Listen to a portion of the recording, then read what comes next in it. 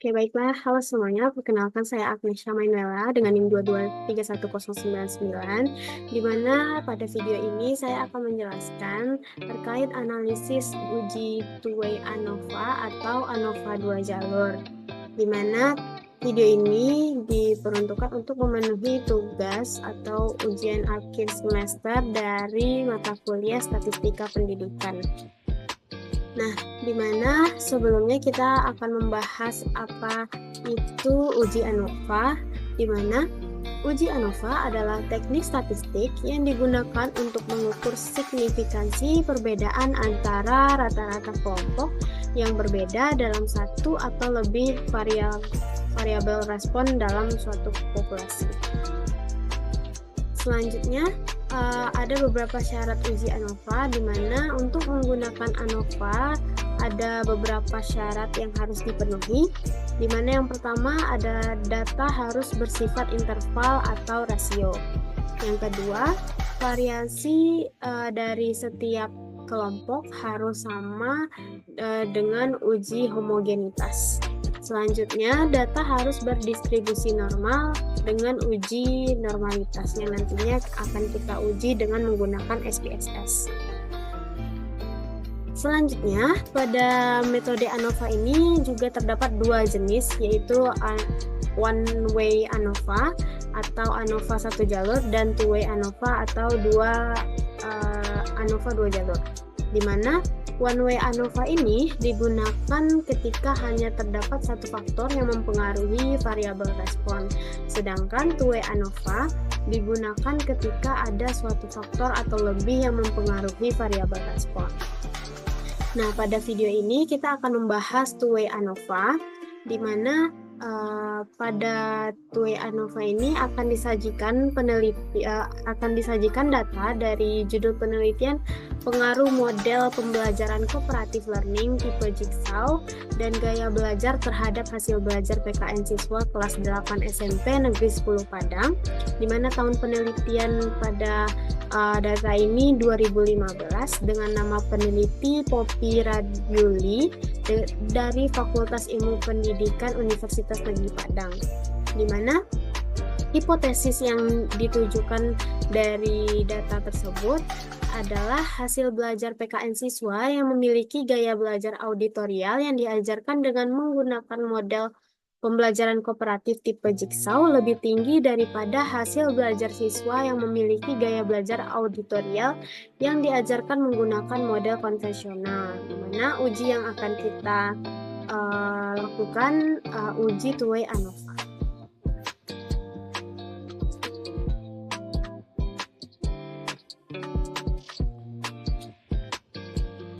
Nah, selanjutnya akan kita sajikan saja data dari penelitian tersebut.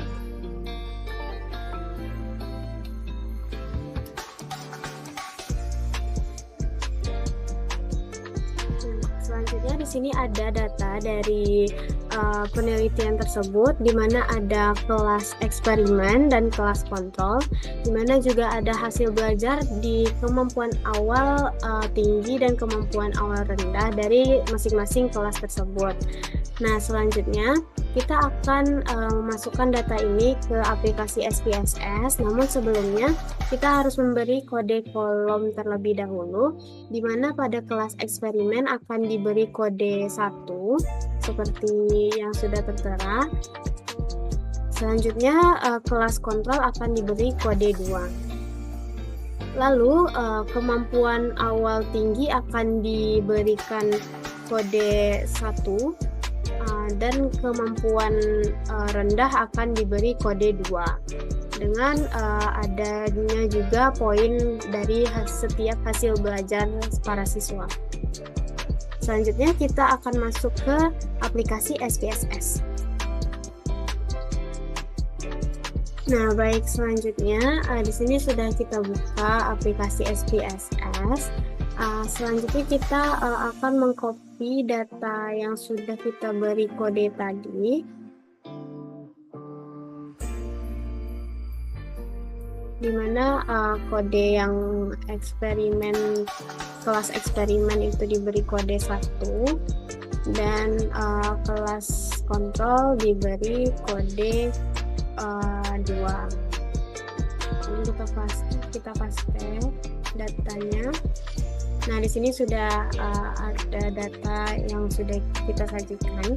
Selanjutnya kita klik variable view.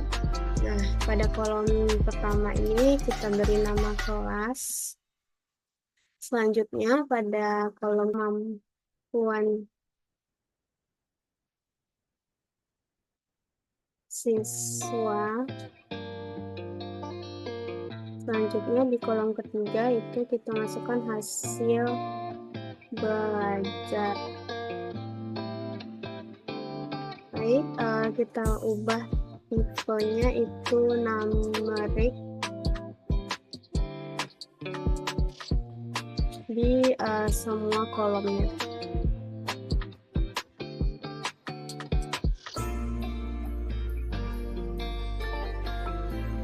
Selanjutnya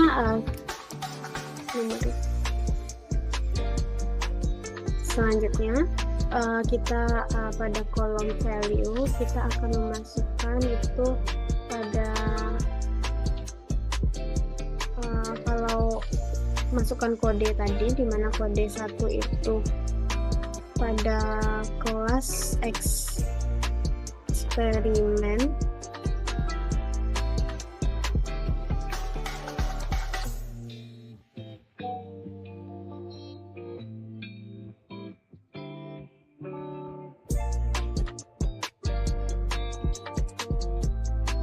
Selanjutnya itu kode 2 kontrol. Nah, pada kemampuan belajar tadi di label kode 1 itu kemampuan awal tinggi, dan kode 2 itu kemampuan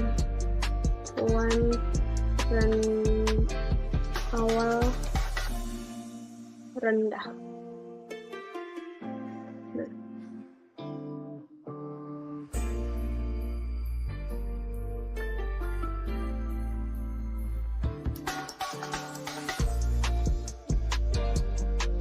Ya, selanjutnya kita lihat data view. Nah, di sini kita sudah bisa uji. Yang pertama itu klik analyze, itu klik bagian general linear model dan univariate. Nah, kita akan memasukkan hasil belajar itu ke dependent varian, dan kemampuan awal itu fixed factor dan kelas itu fixed factor. Kemudian kita save, dan pada bagian residual itu kita centang di standar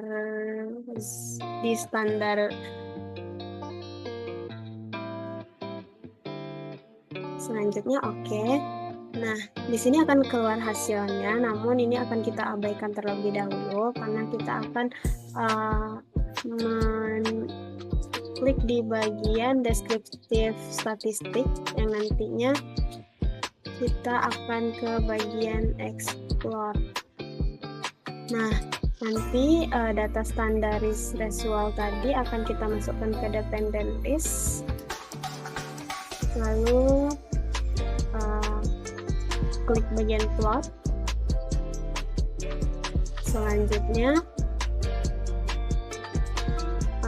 kita akan klik bagian normality plot, continue, dan nah, di sini akan keluar hasil dari analisis ANOVA 2 jalur, dimana kita akan fokus pada tes normality, dimana standar tes normality jika besar dari 0,5 maka akan dinyatakan signifikan. Nah, pada analisis normality ini menghasilkan hasil 382, di mana itu besar dari 0,05, dan di mana data tersebut signifikan. Baik, itulah tes normality. Selanjutnya kita akan ke tes homogenitas pada two-way ANOVA.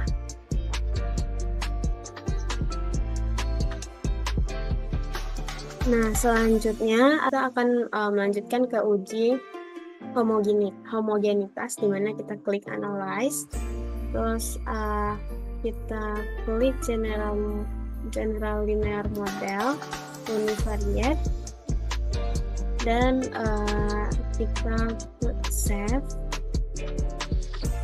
Lalu kita akan hilangkan centang di bagian standar, lalu continue. Selanjutnya kita ke bagian option. Nah, pada bagian option ini kita bisa mengklik deskripsi div statistik dan homogeneity test. Lalu oke. Nah, di sini akan muncul hasil dari uji datanya, di mana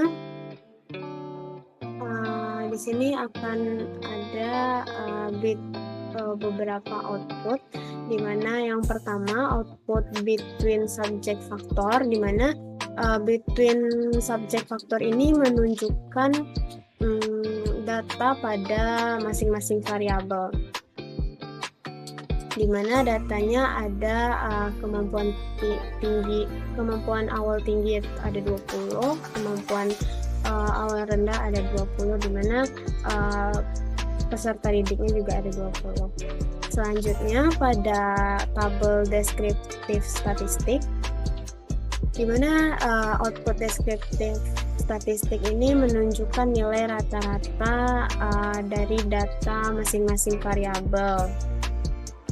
Dan selanjutnya ada output LiveNet test.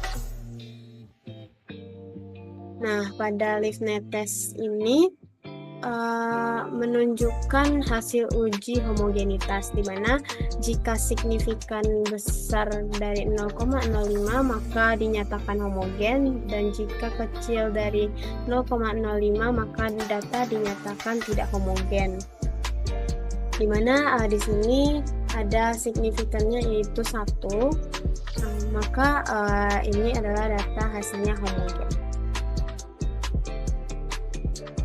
Nah, baik, mungkin itu saja informasi ataupun penjelasan analisis uji two-way ANOVA. Sekian, terima kasih. Kita lanjutkan ke video berikutnya.